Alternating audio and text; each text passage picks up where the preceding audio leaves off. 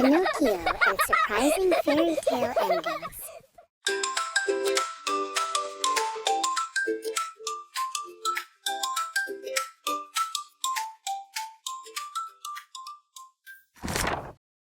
Deep in the corner of Geppetto's workshop, tucked behind a mountain of wood shavings and half-finished clocks, Pinocchio found a book. It wasn't just any book. It pulsed with a soft, golden light that made the sawdust dance like tiny stars.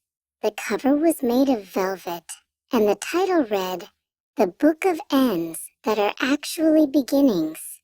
Curiosity, as usual, got the better of the wooden boy as he pulled the ribbon marker. The floor beneath him began to feel like soft clouds. Suddenly, the workshop walls dissolved into swirls of ink and watercolor paint.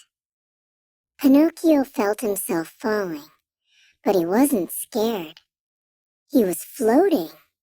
The air smelled like old paper and wild jasmine. He tumbled through a tunnel of floating sentences and giant exclamation points until he landed with a soft thump on a patch of grass that looked like it had been colored with the brightest green crayon. "Where am I?" he asked the wind. "You're in the land of the last page," squeaked a voice. Pinocchio looked up to see a tiny creature hopping toward him. He looked like a small walking book with a pair of spectacles perched on his spine and spindly ink-dipped legs.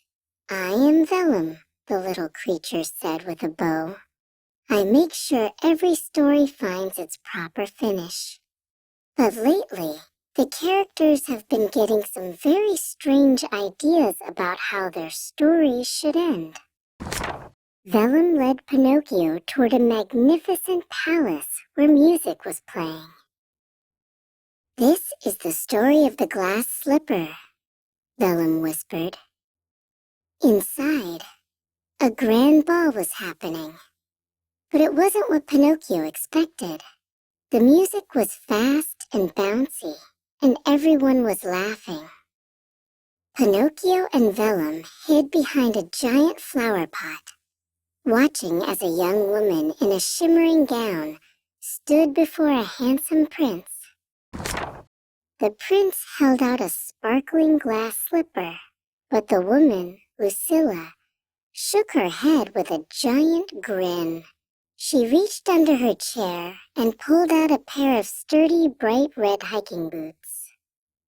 "It's a lovely shoe, Prince," Lucilla said, "but I've decided I'd much rather go climbing in the misty mountains than sit on a throne all day.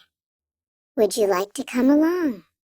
The prince looked surprised, then smiled and started unlacing his own heavy boots. Next, Vellum and Pinocchio traveled to a deep, dark forest.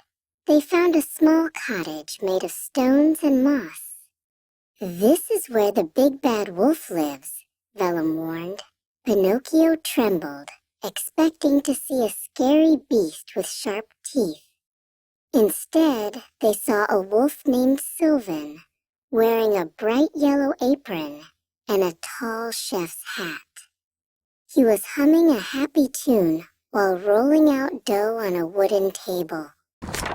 Sylvan saw them and beckoned them inside. "Welcome. I'm just finishing a batch of honey lavender tarts," the wolf said warmly. He handed a small, warm pastry to Vellum. Pinocchio watched in amazement as the big bad wolf carefully decorated a cake with tiny sugar flowers.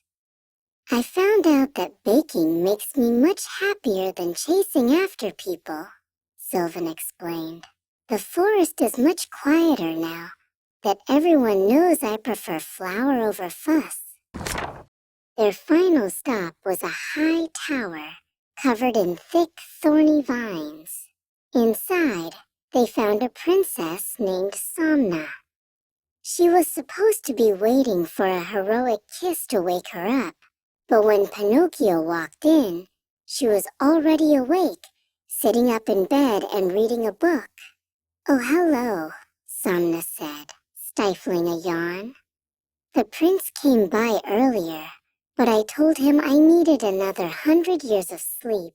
I'm only on chapter 4 of this mystery novel. Pinocchio looked at Vellum.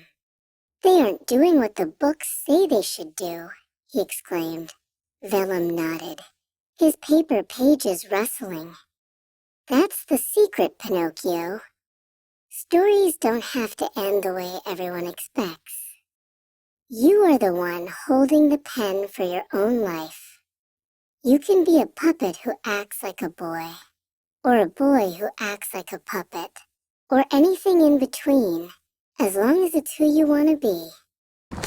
With a sudden flash of light, Pinocchio was back in the workshop. The magical book was closed on his lap. Geppetto walked in, rubbing his eyes and smiling at his son. Are you still awake, little one? Do you still wish you were a real boy of flesh and bone? Pinocchio looked at his wooden hands, then at the kind old man. I think, Pinocchio said, hugging Geppetto tightly, that I'm exactly the right kind of real, just the way I am.